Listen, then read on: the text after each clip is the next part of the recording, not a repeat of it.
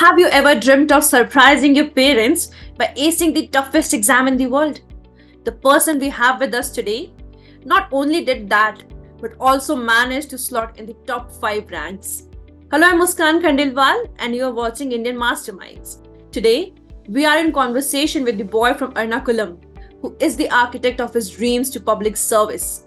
He also happens to be an architect by education, and he has also cleared the UPSC exam for a staggering 4 times. He is none other than K Sidharth Ramkumar, who attained AIR-4 in UPSC CSE 2023. Thank you so much, Sidharth, for joining us today. Thank you.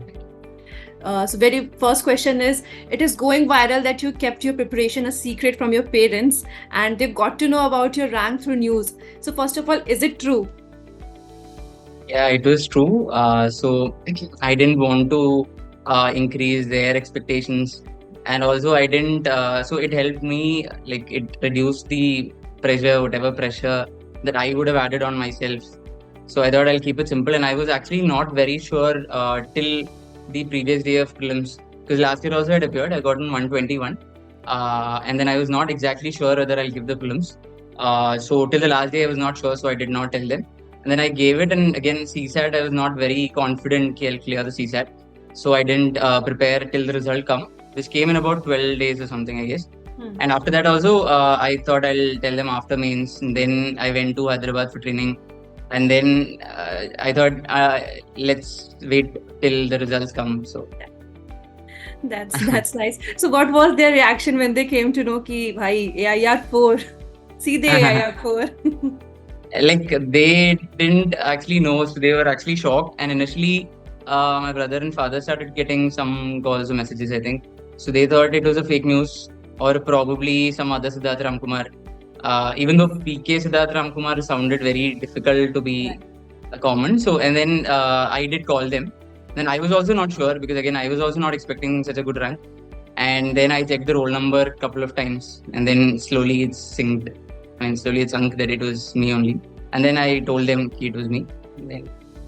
That's very nice. So of course, AIR-4 is such a big feat. What were you expecting? I initially, 2020 attempt, I got into through reserve list. 21 CSE, I got 189 IPS. 22 again, I got 121. So service did not change. And 23, so I thought maybe the best I thought was 60 to 120. Again, because you always have a hindsight bias. Since I got 121, I thought maybe near 120, 180 max. Or if luck falls, probably 60, 70. Yeah. Definitely not single digit. Okay, so you did your graduation in architecture, right? Correct. Then what inspired you to come into the world of UPSC CSE? So I did my graduation from Kerala University, College of Architecture, Trivandrum. I completed in 2019, July, August. And then towards my final year, like in 2019 itself, I did think about what to do after graduation. So some of my friends were doing masters. So it was like urban design, urban planning or something like that. So I was interested in some urban planning level stuff. And then I came to know about architecture, civil services also.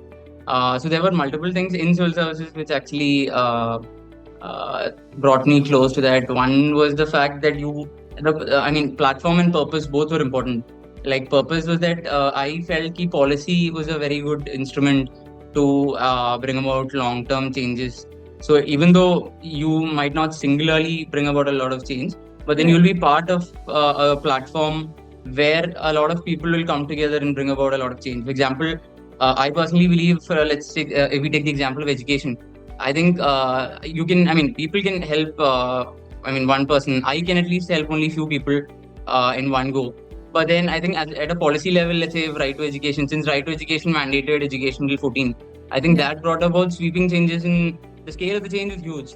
So at the policy level, even though in the initial years it will not be at policy design level, but then at least after initial years in implementation, gaining some knowledge, later on probably in whatever little way I can contribute in the policy making, I felt that was a very good opportunity to bring about large scale differences. And also areas like, since I took anthropology, again architecture also, there were we used to study different areas. We went to a Maturu village in Karnataka, then Balrampuram, in different settlement level studies were done.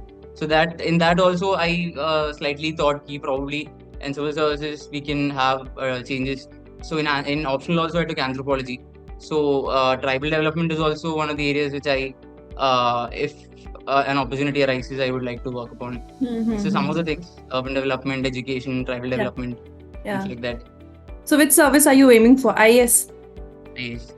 Okay. So you have cleared this exam thrice now. 4 times. 4 times. Okay. So usually people can't clear it once, right? So what was your preparation strategy? What do you think you did differently? Actually, I think clearing the exam, it was not in my control. I just happened to clear it 4 times. Obviously, this exam has a lot of factors, randomness. Luck plays a huge role because I personally know hundreds of people who, at least definitely, I know a dozen people very closely who are better than me clearly, because I've taken content from them or spoken with them, and some of them are not cleared, some of them have not reached where they wanted, etc. So I think there are a lot of factors. It's just not about competence or preparation. Although preparation is 90% of it, I think there is a huge factor of luck also, because the day is important, the day of the interview, the question they ask. So probably if the questions, if the questions are asked in such a way that you have good answers, or that day the answers come out well, or and 7 papers in mains, every day is important, every paper. So there's a huge amount of luck and randomness. So I think I was just lucky, and my preparation was also probably decent enough. And on whether what differently, I think. So one thing which I actually feel I was particularly lucky, was in the prelim stage, because I prepared for prelims in a very good manner only in 2020 attempt. That was my first serious attempt. I'd given a prelims in 2019 before graduation. I did not clear, and then I prepared for 1 year. In 2020 CSE, I cleared prelims, and that attempt I prepared very well for prelims, but then not so much for mains. Optional I completed, but not so much for mains. So after that, every year after, since I go till the final result, after final result there'll be hardly 1 week. So prelims was just mostly based on the first attempt, whichever basic books I'd read. And CSAT, I did have a good amount of luck in CSAT, because I feel I was not very good in math and this thing. But then, so mains was where I think my preparation probably was strong relatively. Mains and interview. So basically, I focused more on content, good answers, and I think so. There was I prepared in my mind I had a triangle of 3 areas which were very important. One is the PYQ. Everyone knows this, but then to simplify it, one is the previous year questions, because mains is a little more predictable. Questions and areas mostly repeat from the same areas. So one was the previous year questions. Second was the syllabus-wise areas given in GS1 syllabus 2, 3, 4. Since unlike the prelims syllabus, for mains they give a very detailed syllabus, and the areas repeat. The questions come from certain areas. For example, if we take GS1, culture or society as areas given women movement, communalism, regionalism. So areas are very they come only from those areas. So if you have even 1 page of solid content, including very good statistics, previous year questions solved, committee recommendations, problems, recent examples, whatever is happening. For example, if women organization, women movement, even the Roe versus Wade case that created a huge uproar in US. So very important content from previous year questions and current affairs. So basically, content was my main content preparation. Previous year questions, frames, that was my focus. I think that was probably what worked in favor of me. That's nice. So during the personality test, what kind of questions did the panelists ask you? Any tricky questions that you encountered? Luckily, I think as I said again, luck also played a huge role. There was some tricky questions, I feel, but overall I felt my interview went decent. And there were some questions which actually provided a lot of opportunity for me to express well. Some of the questions I remember, one question was, they asked me to architecturally analyze that particular room where the interview is happening in terms of the sustainability. So I think I told in terms of thermal comfort, because usually rooms are 3 meter high. That room was, I think, 4.5 meters. So if the height is more, and if there are openings in the upper ceiling level, generally the hot air rises. Thermal comfort is better in such areas, although it was not there. So height was more, but then there were no openings. So I spoke in terms of thermal comfort, then the material cladding, how that could impact the indoor air quality, then how the lighting was there, how how there was no cross ventilation, and I used some statistics also because I prepared on architecture in terms of all of these. And then they asked me one question about favorite architect or something like that. I quoted Laurie Baker sir and one building called Center for Development Studies in Trivandrum. And then another question that I remember is in policing, like how image of policing can be improved. Three favorite IPS officers. Okay. I remember I quoted Kiran Bedi ma'am, Julio Rivero sir, and Nice. and then the final question was actually a very good question in terms of creating an impression. I felt they asked me 10 women who inspired me. Okay. Because the International Women's Day was the next day, I guess. Okay. So there also I quoted the Indian ODI cricket captain Harmanpreet Kaur ma'am, and then Jhulan Goswami, then Kiran Bedi ma'am, Aruna Soundararajan ma'am, Nirupama Menon ma'am.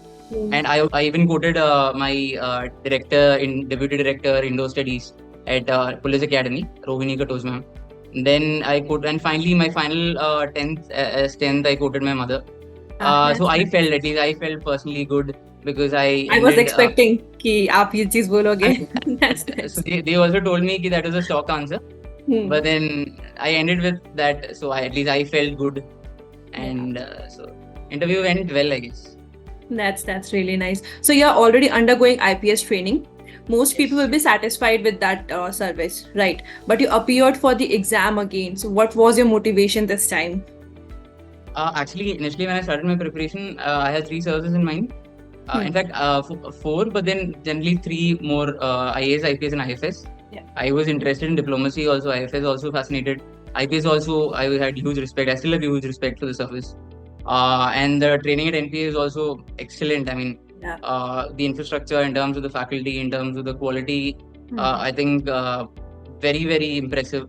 But then I just felt that personally, I wanted to work in diverse areas, and I had some areas in mind like urban development, tribal development, education, and infrastructure, etc. So I just wanted to at least try if there's an opportunity to be able to have a platform where I could work in multiple areas, especially these areas if possible, or other diverse areas. So that is why I appeared for IAS again. Yeah. Okay, that's nice. So my final question to you is that UPSC CSE ka prelims for this year, it's coming in June. So any message that you want to give to the aspirants who are preparing for this year's prelims? Again, I think this is also a very stock question. Which is asked to all toppers. And again, I don't think I have like very standard answers, because I think basically this is a very competitive exam, and it is about the drive is the most important factor, I feel. Like exam, and it should be treated like an exam. Like you give your best, and it should not be treated as like a burden. You are doing it for yourself. You have given up very important things, your most important years in life. Yeah. So there should be a level of intensity in preparation, and also a level of fearlessness. Somewhere in my mind, I used to think that in general life also, and in general preparation also, should be treated like Vivian Richards, who comes out to that. He used to say he didn't even wear helmets at a time when the body line and all that used to happen. But then, so he used to say that so that it allowed him to focus on the game more, and he gave us 100%. So I think that level of fearlessness, a little level of that drive and intensity should be more, and then focus on simple things. So I had this that I would focus only on PYQ syllabus areas, and for prelims some test series for practice. Okay, thank you so much, Sidharth, for joining us today. Thank you for calling. So this was K Sidharth Ramkumar, who talked about the service he wants to join, his motivations, his strategy, and everything in between. Join us next time as we unravel more stories of bureaucrats. Until then, I'm Muskan Khandelwal signing off. Stay informed, stay curious, and stay tuned. Please do subscribe to our YouTube channel, and don't forget to press the bell icon to get instant alerts.